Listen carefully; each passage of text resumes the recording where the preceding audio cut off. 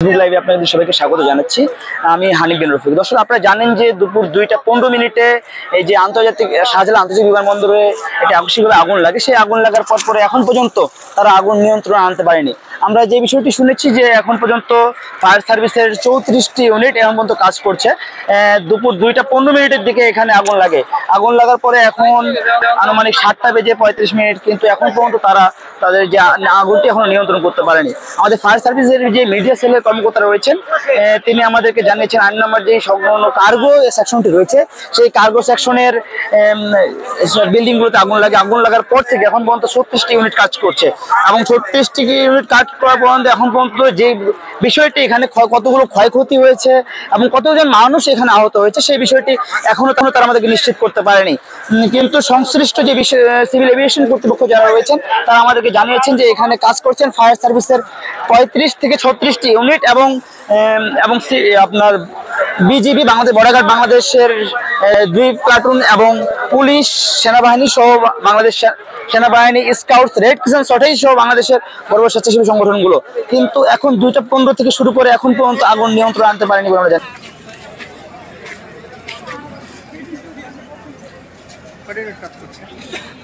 আনুমানিক দুপুর 2টা 10 মিনিটে এখানে যেই অগ্নিকাণ্ডের ঘটনাটি ঘটেছে, এখানে ঘটার পর আমরা জানতে পেরেছি যে শাহজালাল আন্তর্জাতিক বিমানবন্দরের যে কার্গো সেকশনটি রয়েছে সেই সেকশনটিতে একটি বড় দুর্ঘটনা ঘটেছে এবং এখানে বর্তমানে ফায়ার সার্ভিসের 32টি ইউনিট কাজ করছে এবং আশেপাশে যে ইউনিটগুলো রয়েছেন তারা এখানে আসার জন্য সর্বোচ্চ কাজ করছেন। পাশাপাশি দেখছি আমরা বিজিবি 2 প্লাটুনে যারা রয়েছেন, বাংলাদেশ সেনাবাহিনী এবং পুলিশ সহ বিভিন্ন বাহিনীর সব কর্মীরা এখানে কাজ করছেন। পাশাপাশি স্কাউটস, রেড ক্রিসেন্ট সহ যতগুলো ভলেন্টিয়ার ফাউন্ডেশন রয়েছে সবাই এখানে কাজ করছেন।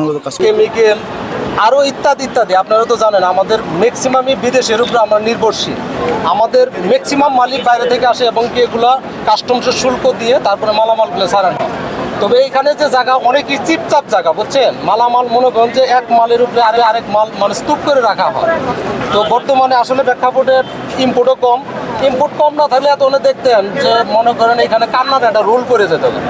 সেই তুলনামূলক ইম্পোর্ট খুবই কম থাকার পরেও মনে করেন যে আমাদের যে আগুনটা কুরিয়ার ইউনিট থেকে না মানে যখন লাগছে তখন যদি ওরকম যদি থাকতো তো মানে ভালো ব্যাকআপ দেওয়ার কোনো পানি নিষ্কাশনের ব্যবস্থা থাকতো তাহলে ফায়ার সার্ভিস তৎক্ষণিক এটা আপনার সম্ভব ছিল। এটা নাই কেন বুঝছেন? এটা নাই। আমার প্রতিনিধি কীভাবে কী করছে এটা উপরে লেভেলের কথা, এটা আমি যদিও জানি না।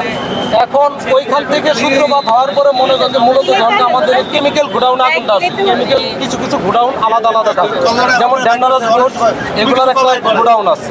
ডেন্ডারাস গোডসে যখনকে আসছে তখনকে আমরা খবর পাই দেখি আসলে ডেন্ডারাস গোডসের জায়গায় যখন আসছে তখনকে আমরা জানি যে বড় ধরনের